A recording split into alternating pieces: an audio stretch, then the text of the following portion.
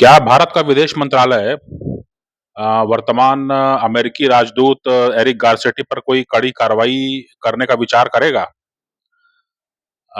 ये सवाल इसलिए उठ रहा है क्योंकि भारत की विदेश नीति को प्रभावित करने की कोशिश की जा रही है और वो भी खुले तौर पर, जनता के बीच।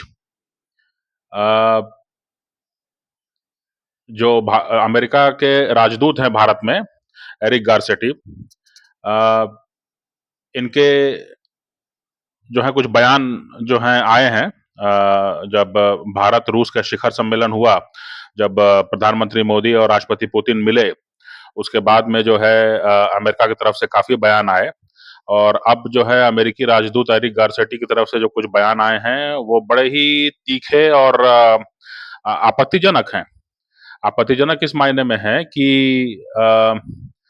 जैसे इसमें है इंडियन एक्सप्रेस में जो खबर छपी है, there is no such thing as strategic autonomy in times of conflict, है ना? वो भारत को सलाह दे रहे हैं कि आप अपने निर्णय स्वयं कर सकते हैं, लेकिन ये जो है वो विपत्ति काल में इसकी कोई संभावना नहीं होती है ना? विपत्ति काल में जो है आपको विपत्ति से निपटने के लिए ही काम करना होता है, जो भी काम करना हो। लेकिन कॉन्फ्लिक्ट है या वॉर है या विपत्ति है, ये किसके साथ है? क्या भारत किसी लड़ाई में है? भारत किसी लड़ाई में नहीं है, भारत तो अपना विकास करने के चक्कर में है। भारत तो जो प्रधानमंत्री मोदी कह रहे हैं कि हमको 5 ट्रिलियन इकोनॉमी, 5 ट्रिलियन डॉलर की इकोनॉमी बनना है और हमको जो है दुनिया भर से व्यापार करना है, हमको विश्व बंधु होना है। विश्व बंधु और विश्व गुरु, पहले विश्व गुरु जैसे शब्दों पर आपत्ति की गई, तो अब जो है विश्व बंधु शब्द का ज़्यादा इस्तेमाल किया जा रहा है कि हम सबके दोस्त हैं, सबके साथ हम चलना चाहते हैं, सबके साथ सबका साथ, सबका विकास। तो एरिक गारसेटी किस कॉन्फ्लिक्ट की बात कर रहे हैं? क्या भारत कॉन्फ्लिक्ट में है? भारत की स्ट्रेटेजिक ऑटोनॉमी जो है वो सिर्फ भाजपा सरकार की तरफ नहीं है। जो शिव शंकर मेनन है, जो कि पूर्व जो कांग्रेस यूपीए सरकार में जो राष्ट्रीय सुरक्षा सलाहकार रह चुके हैं, वो तक जो है वो कहते हैं कि पहले जिसको नॉन अलाइनमेंट कहा जाता था, पहले जिसको हम गुट निरपेक्ष आंदोलन कहते थे, उसको आज हम स्ट्रेटेजिक ऑटोनॉमी कहते हैं। यानी कि रणनीतिक रूप से हम स्वतंत्र हैं अपने फैसले करने के लिए और भारत के हित में जो होगा वो फैसले किए जाएंगे। तो इसमें जो है वो कह रहे हैं कि चूंकि यूक्रेन वॉर चल रहा है, तो इसलिए जो है भारत को जो है अपनी रणनीतिक स्वतंत्रता को जो है वो एक किनारे रख देना चाहिए और अमेरिका की बात मानना चाहिए। तो अगर अमेरिका की बात मानते और रूस से सस्ता तेल नहीं खरीदते भर भर के, है ना, कंटेनर में भर भर के, तो आज की सरकार कहाँ रहती? आज की सरकार क्या चुन चुन के आ पाती?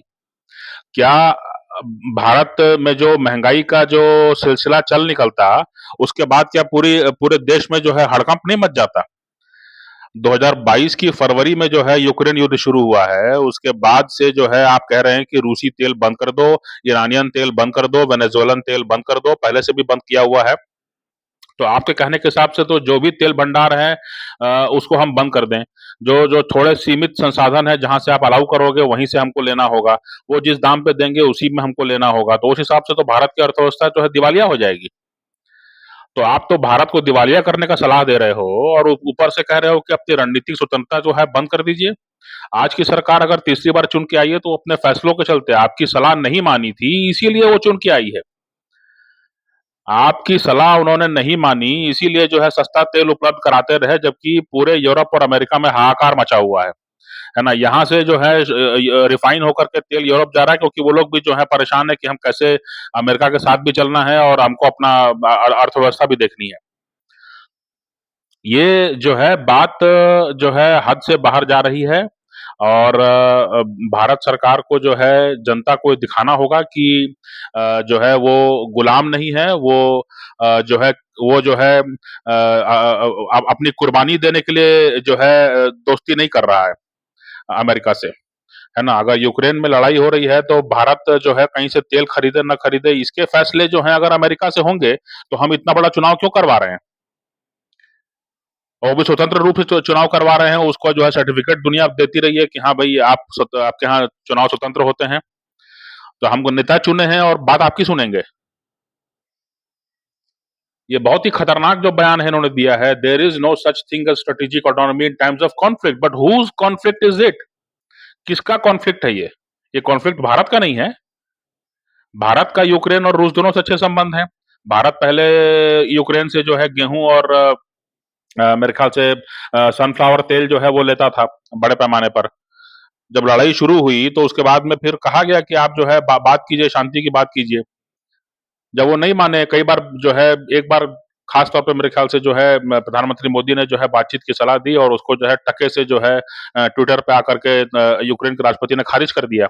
आप जब अपने आप को मजबूत समझ रहे हैं, लड़ रहे हैं, है ना, आपके नागरिक जो है वो सेना में जाने को तैयार नहीं है और आप जो है फिर आंखें दिखा रहे हैं कि अब भारत जो है अपने हितों को छोड़ दे, है ना, सरकारें जो है वो अपनी जनता को महंगाई में झोंक दें, है ना, और अमेरिका का साथ दें। ये तरीका है आपका काम करने का। ये आपकी वैश्विक नीति है।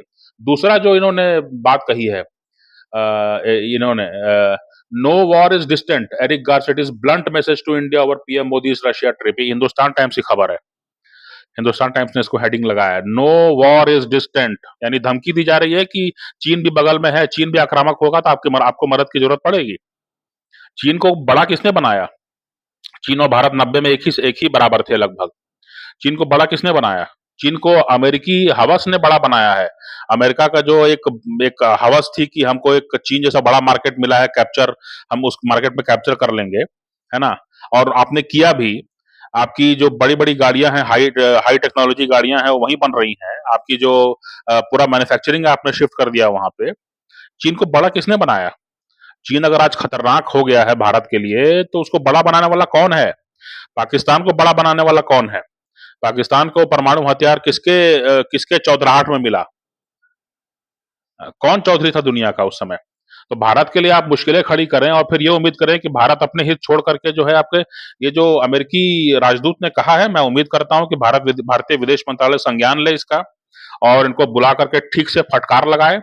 क्योंकि बात जो है वो ये जो बातें कही जा रही हैं, ये प्रधानमंत्री मोदी के रूसी दौरे पर कही जा रही हैं ना। प्रधानमंत्री मोदी जो चुन कर आए हैं तीसरी बार, एक एक 65 करोड़ की जो है वोटिंग हुई है, 65 करोड़ लोगों ने वोट किया है, उसमें से जो है गिनती हुई है, दुनिया ने देखा है। उसके बाद में जो है इतनी इतने बड़े पैमाने पर जो है चुनाव कराए गए, है ना, इतनी विपरीत परिस्थितियों में जो है देश को लेकर चलने वाला व्यक्ति जो है, उसके सवाल पर जो है, उसके निर्णयों पर सवाल उठ रहा है।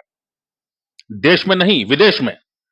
देश में कोई असंतोष नहीं है इसको लेकर के कि आप रूस क्यों गए और आप इधर क्यों गए, आप उधर क्यों गए, आप उससे गले क्यों मिले। देश में इसका कोई विरोध नहीं हो रहा है, लेकिन अमेरिका विरोध कर रहा है और यहाँ का जो अमेरिका परस्त मीडिया है वो इसको मुद्दा बनाए हुए है। ये बहुत खतरनाक है। मेरे हिसाब से भारतीय विदेश मंत्रालय को इस पर जो है संज्ञान लेना चाहिए और इनको बुला करके थोड़ा सा समझाने की जरूरत है ठीक से, क्योंकि ये बात यहीं तक रुकने वाली नहीं है। भारत में जनमत को भी ये समझना होगा कि अगर अगर प्रधानमंत्री मोदी जैसे एक एक माने जो जन नेता हैं हर तरह से, है ना, जमीन से जुड़े नेता हैं और भारत जैसे विविधतापूर्ण देश में जो है वो गुजरात से लेकर के वाराणसी से लेकर तमिलनाडु से लेकर कश्मीर से लेकर हर जगह जो है वो चुने जाते हैं, उनके नाम पर वोट होता है ना। तो जब उस व्यक्ति को, उस राजनीतिक हस्ती को जो है धमका रहे हैं ये, तो कल को जो है अगर कोई थोड़ा भी कमतर व्यक्ति आएगा, है ना, एक सीजन डिप्लोमेट है जयशंकर, और उनको जो है और आज जो है लगभग जो है विदेश नीति का कुशलतापूर्वक संचालन कर रहे हैं। उस आदमी को जिस तरह से यूरोप में जो है इंटरव्यू के नाम पर जो है बेइज्जत करने की कोशिश की जाती है, ये सवाल पूछा जाता है सीधे कि क्या आप इस युद्ध को फाइनेंस कर रहे हैं? हम युद्ध क्यों फाइनेंस करेंगे? युद्ध को फाइनेंस करने का काम आपका है। पाकिस्तान को बढ़ा चढ़ा करके आपने रखा हुआ है। हम तो आतंकवाद झेलते रहे। हम फाइनेंस क्यों करेंगे? एक जयशंकर जैसे एक सीजन्ड पॉलिटिशियन, एक सीनियर पॉलिटिशियन से, एक सीनियर डिप्लोमेट से जो कि अब पॉलिटिशियन हुए हैं, इनसे पूछा जा रहा है कि क्या आप युद्ध को फाइनेंस कर रहे हैं? ये है मतलब, ये जो है मतलब आरोप लगा दिया जाता है सीधे रूप में, है ना? और उसका पलट के जवाब दिया जयशंकर ने कि उन्होंने कहा कि जो है यूरोप को अपनी मानसिकता से बाहर आना होगा कि यूरोप की समस्या पूरी दुनिया की समस्या है, लेकिन पूरी दुनिया की समस्या यूरोप की समस्या नहीं है। और ये जो है बाकायदा, ये जो जिस जिस जिस शानदार तरीके से जवाब दिया गया, इसको जो है फिर वहाँ के म्यूनिख सिक्योरिटी कॉन्फ्रेंस में इसको दर्ज किया गया कि ये बयान आया था, बहुत तगड़ा और लोगों ने काफ़ी पसंद किया इसको और इस बयान को जो है पंजीकृत करके रखो, दस्तावेज बना के रखो इसका, है ना? तो कहने का मतलब ये कि ये जो तगड़े लोग हैं, इनको इतना सुनना पड़ रहा है, कल को कोई कमतर आएगा तो क्या करेगा? फिर वो कैसे सँभालेगा? है ना? और जनता पर आ जाएगी बात कि अमेरिकी हित हमको देखना है, जैसा पाकिस्तान में है। पाकिस्तान अपने बगल में ईरान से जो है तेल और गैस नहीं खरीद पा रहा है, क्योंकि वहाँ के जो नेता हैं, ताकत नहीं है उनमें। इसलिए भयंकर गरीबी, भयंकर भुखमरी चल रही है, भयंकर महँगाई चल रही है ना? अभी हाल में कोई रिपोर्ट आई थी जिसमें कहा गया कि पेरिस में दूध जो है सस्ता है, पाकिस्तान में महँगा है। ये चल रहा है मामला। लेकिन वो अमेरिका परस्त हैं, उनका सारा जो जो नेता हैं वो उनका पैसे जो हैं वो अमेरिका, इंग्लैंड में बसे हुए हैं, अमेरिका, इंग्लैंड में रखे हुए हैं, इसीलिए जो है उनको दबना पड़ता है। तो हमारे यहाँ के मजबूत नेताओं को इतना सुना रहे हैं, आज कल को कोई कमतर आएगा तो क्या होगा? इसलिए भारत की जनता को भी और भारत की सरकार को भी जो है इस बारे में थोड़ा-सा जो है स्क्रू टाइट करने की ज़रूरत है कि आप ज़्यादा बात कर रहे हैं, इतना बात करने की आवश्यकता आपको नहीं है। भारत की अपनी सरकार है, अपना विदेश मंत्रालय है और हमारा अपना तौर-तरीका है ना? इसलिए जो है और जो है समीक्षा भी की जानी चाहिए कि हम कितना निर्भर हैं। जो भी हमने पिछले 10 साल, 20 साल में जो हमने जो है इनसे रक्षा सामग्री ली है, उसकी समीक्षा की जानी चाहिए कि ये जो है कितना जो है ये अनुकूल है और हम कितना निर्भर हैं और इसके अचानक अगर कोई हम पर प्रतिबंध लग जाता है तो जो है वो अगर कोई कड़ाई होती है, कोई सख्ती होती है, तो इसके बिना हमारा काम चल सकता है कि नहीं चल सकता है? इस बारे में समीक्षा की जानी चाहिए कम से कम। एक एक एक एलानिया तौर पे एक ऑडिट कमिटी बैठाइए, है ना? हालाँकि मैं अभी भी मानता हूँ कि अमेरिका भारत पे प्रतिबंध कभी नहीं लगाएगा क्योंकि उसको भारत के समाज में खुले रूप में घूमने का और उसको प्रभावित करने का मौका मिल रहा है ना? ये मौका वो कभी नहीं छोड़ेगा।